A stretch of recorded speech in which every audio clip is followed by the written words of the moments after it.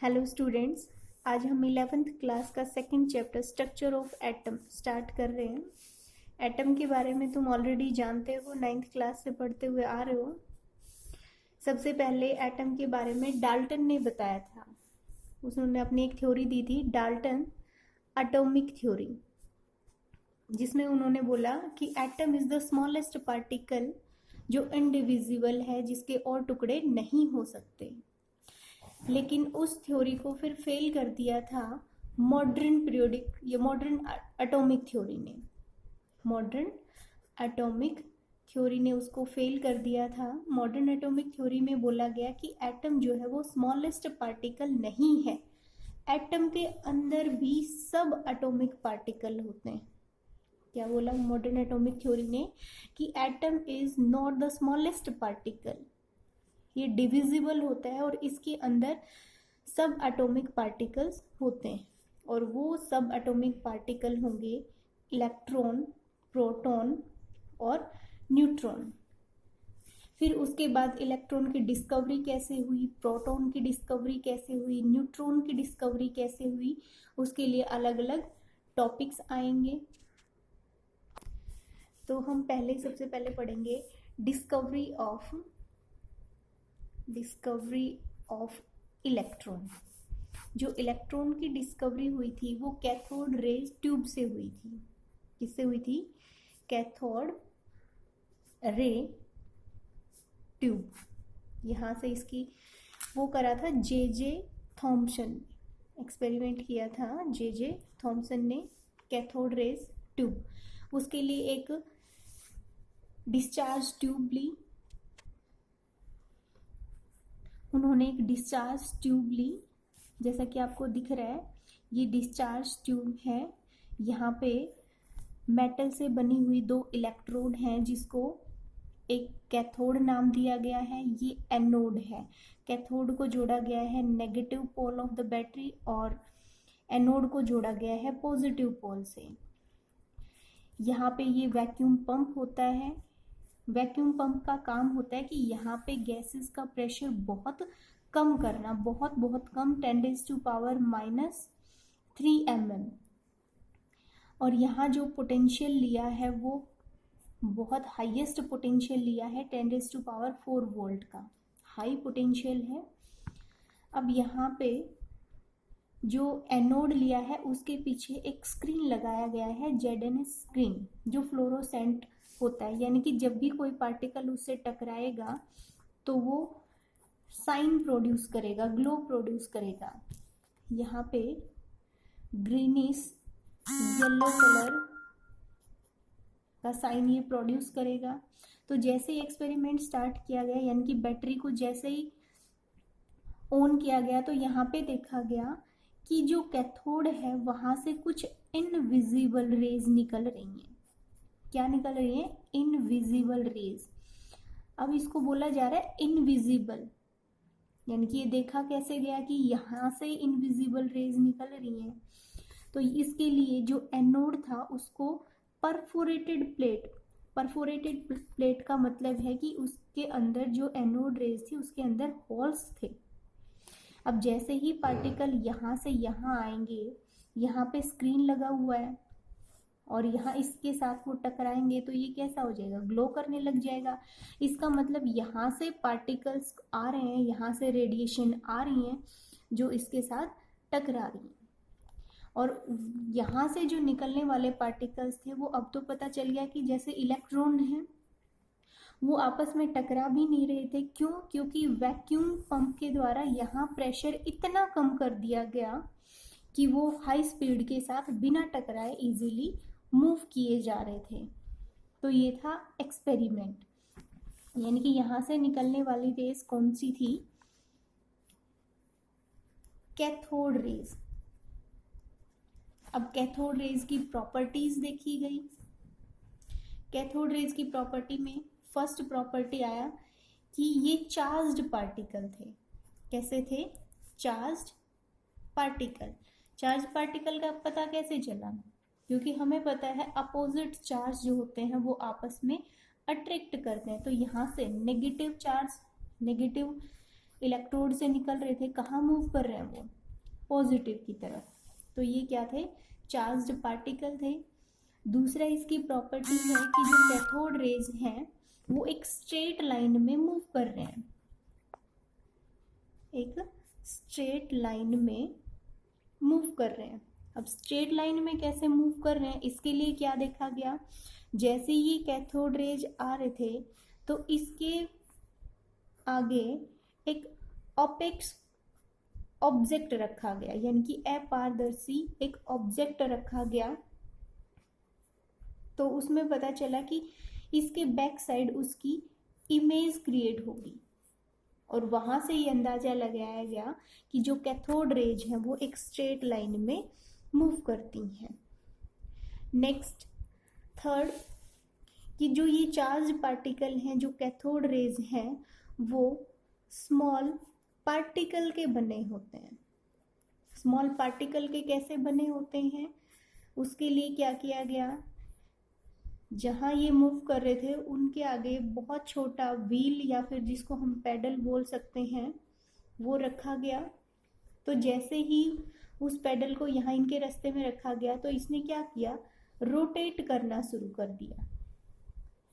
Rotate शुरू किया, इसका मतलब यहाँ ये जो कैथोड रेज आ रही थी वो इसके साथ टकराई होंगी, टकराने की वजह से इसने मूव करना शुरू किया। तो यहाँ से पता चला कि ये स्मॉल पार्टिकल की बनी होती हैं। फोर्थ, जब ये मूव करा सकती हैं किसी चीज़ को, इसका मतलब इनके पास काइनेटिक एनर्जी भी होगी, यानी कि this possess kinetic energy. Fifth, हम इनकी प्रॉपर्टी करेंगे कि ये हीटिंग इफेक्ट शो करते हैं। क्या शो करेंगे, हीटिंग इफेक्ट प्रोड्यूस करते हैं। यानी कि जब इनके रास्ते में कोई भी एक मेटल का पार्टिकल रखा गया तो थोड़ी देर बाद देखा कि वो जो मेटल का पार्टिकल था वो गर्म हो गया है। इसका मतलब जैसे ये टकरा रहे हैं इसके साथ साथ तो हीटिंग इफेक्ट भी प्रोड्यूस कर रहे हैं। सिक्स प्रॉपर्टी में हम लिखेंगे कि ये एक्स रेज प्रोड्यूस करते हैं। जब भी कोई चार्ज पार्टिकल किसी मेटल प्लेट के साथ टकराता है तो वहां से एक्स रे प्रोड्यूस होती है। तो यहाँ से एक सिक्स प्रॉपर्टी ये भी आ गई कि एक्स रेज प्रोड्यूस करते हैं। सेवंथ प्रॉपर्टी हम लिखेंगे कि अगर इन कैथोड रेज को इलेक्ट्रिक फील्ड में रख दिया जाए, इलेक्ट्रिक फील्ड में रख दिया जाए तो ये डिफ्लेक्ट हो जाती हैं। क्या हो जाती हैं, डिफ्लेक्ट हो जाती हैं। यानी कि जो कैथोड रेज थी डिस्चार्ज ट्यूब में, इस टाइप से, ये कैथोड हो गया, ये एनोड हो गया, ये यहाँ से कैथोड से एनोड की तरफ मूव कर रही है तो यहाँ पे इलेक्ट्रिक फील्ड अप्लाई किया गया। यानी कि एक तरफ पॉजिटिव प्लेट्स रख दी और एक साइड नेगेटिव प्लेट्स रख दी। तो देखा गया कि ये कहाँ पे डिफ्लेक्ट हो रही हैं, पॉजिटिव चार्ज की तरफ डिफ्लेक्ट हो रही है। इसका मतलब इन पे क्या था, नेगेटिव चार्ज था। तो एक प्रॉपर्टी हम ये लिखेंगे कि इलेक्ट्रिक फील्ड की वजह से इनमें डिफ्लेक्शन शो होता है। नेक्स्ट प्रॉपर्टी आएगी कि मैग्नेटिक फील्ड में भी ये डिफ्लेक्शन शो करती हैं। मैग्नेटिक फील्ड में भी ये डिफ्लेक्शन शो करती हैं। अब 10th क्लास में तुम मैग्नेटिज्म पढ़ के आए होगे, वहां पे तुमने पढ़ा कि किसी भी चार्ज पार्टिकल को जब मैग्नेटिक फील्ड में से हम मूव कराते हैं तो वो डिफ्लेक्ट हो जाता है। और ये तुमने फ्लेमिंग्स के लेफ्ट हैंड रूल में भी पढ़ा होगा कि जब भी किसी चार्ज पार्टिकल को मैग्नेटिक फील्ड में मूव कराते हैं तो वो डिफ्लेक्शन शो करता है। तो ये इसकी कुछ प्रॉपर्टीज थी। उसके बाद इसमें छोटे छोटे पॉइंट्स हैं, तो ये इसकी प्रॉपर्टीज हैं। उसके आगे हमने देखा कि जब इस डिस्चार्ज ट्यूब में कैथोड और एनोड जिस मेटल्स की बनी हुई थी वो मेटल्स चेंज कर दी और इसमें यहाँ पे जो अंदर जो गैसेस थी वो चेंज करके देखा गया, तो जो कैथोड रेज यहाँ से जो निकल रही थी, यानी कि जो इलेक्ट्रॉन्स प्रोड्यूस हो रहे थे, उन पे कोई इफेक्ट नहीं पड़ा। इसका मतलब particles of cathode rays are fundamental. कैसे हम लिखेंगे? इलेक्ट्रोड्स या फिर जो यहाँ गैसेस थी, उनको जब चेंज किया गया तो there is no effect on cathode rays properties. इसका मतलब जो कैथोड रेज हैं वो किसी फंडामेंटल पार्टिकल की बनी होती हैं, और उस फंडामेंटल पार्टिकल को नाम दिया गया इलेक्ट्रॉन। क्या नाम दिया गया? इलेक्ट्रॉन। फिर जे थॉम्सन ने चार्ज अपॉन में मास का रेशियो निकाला। चार्ज बाय मास रेशियो, जिसको हम डिनोट करते हैं E/m। E यानी कि चार्ज ऑफ इलेक्ट्रॉन, m यानी कि मास ऑफ इलेक्ट्रॉन, जो आया 1.75 इंटू 10⁻11 कोलॉम्ब पर kg।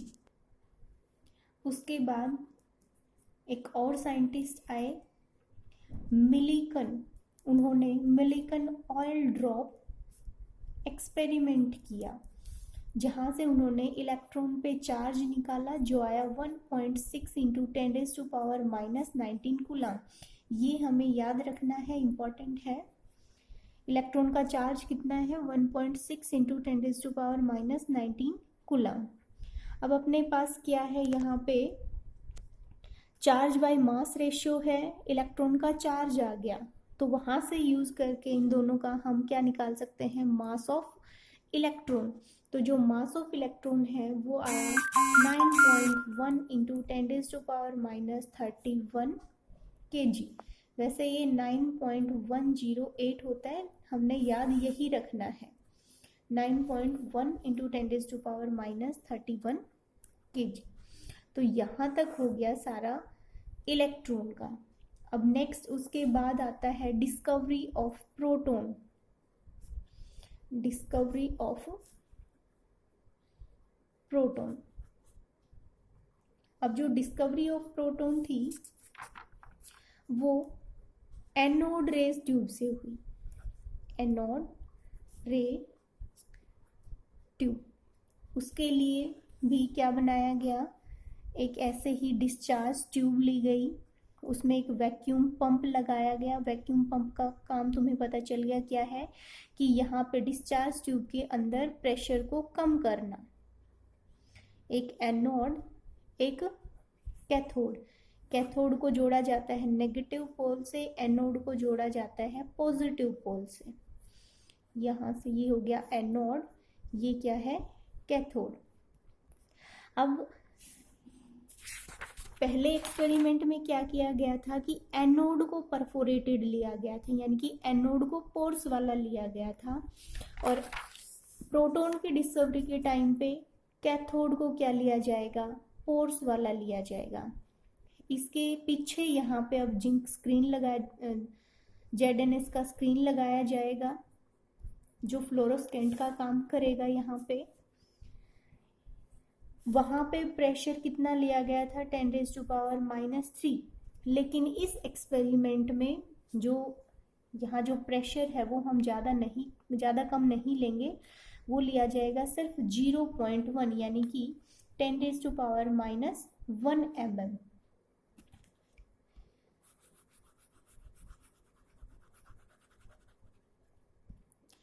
जो डिस्कवरी ऑफ प्रोटॉन है वो किया था E.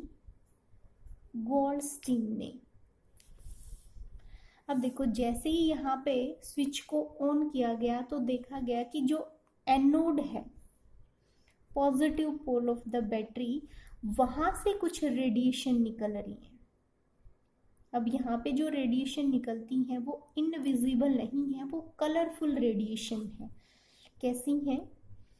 Colourful radiation. अब यहाँ पे गैसेस का जो प्रेशर है वो ज़्यादा कम नहीं है, थोड़ा सा है यहाँ पे। तो यहाँ पे देखो, ये गैस के पार्टिकल्स होंगे इस टाइप से, यहाँ से एनोड रेज आ रही हैं। जैसे ही एनोड रेज यहाँ पार्टिकल के साथ टकराएंगी तो यहाँ पे आयनाइजेशन होगा। आयनाइजेशन यानी कि पार्टिकल का आयंस में टूट जाना। तो यहाँ से एक पॉजिटिव पार्ट इलेक्ट्रॉन, ऐसे ही ये पॉजिटिव पार्ट इलेक्ट्रॉन में ऐसे टूट जाएंगे और वो जो पॉजिटिव पार्ट है वो किसकी तरफ मूव करेंगे, कैथोड की तरफ मूव करेंगे। ये है, ये ध्यान रख लेना कि जो कैथोड रेज है वो जो एनोड रेज है वो इसके मटेरियल यानी कि कैथोड एनोड किस चीज की बनी हुई है, कौन से मटेरियल पार्टिकल की बनी हुई है, यहाँ पे गैसेस क्या ली गई है, उन दोनों के नेचर के ऊपर डिपेंड करती है। यहाँ मैंने बताया था कि इलेक्ट्रोड कैसा भी हो, गैस कौन सी भी हो, उसका कैथोड रेज पे कोई इफेक्ट नहीं पड़ेगा, लेकिन एनोड रेज पे फर्क पड़ता है।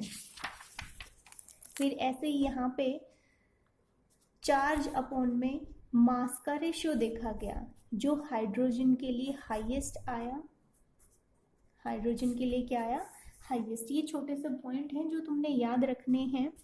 फिर प्रोटॉन जो है, प्रोटॉन पे चार्ज कितना है, चार्ज जितना इलेक्ट्रॉन पे होता है उतना ही प्रोटॉन पे होता है। फर्क कितना है, सिर्फ वहां पे इलेक्ट्रॉन पे नेगेटिवली चार्ज होता है, प्रोटॉन पॉजिटिवली चार्ज होता है, यानी कि 1.6 इंटू 10⁻⁻19 कूलम। प्रोटॉन का मास होता है 1.6 इंटू 10⁻⁻27 kg, यानी कि इलेक्ट्रॉन के मास से बहुत ज्यादा है। कितना, 1837, इतने टाइम्स मास ऑफ इलेक्ट्रॉन। तो ये हो गया प्रोटॉन की डिस्कवरी। अब यहाँ से एनोड रेज की प्रॉपर्टी पूछी जाए तो मोस्टली सेम प्रॉपर्टी होंगी। ये भी क्या होती हैं, ये पॉजिटिवली चार्ज पार्टिकल्स होते हैं। दूसरा, ये भी एक स्ट्रेट लाइन में मूव करते हैं।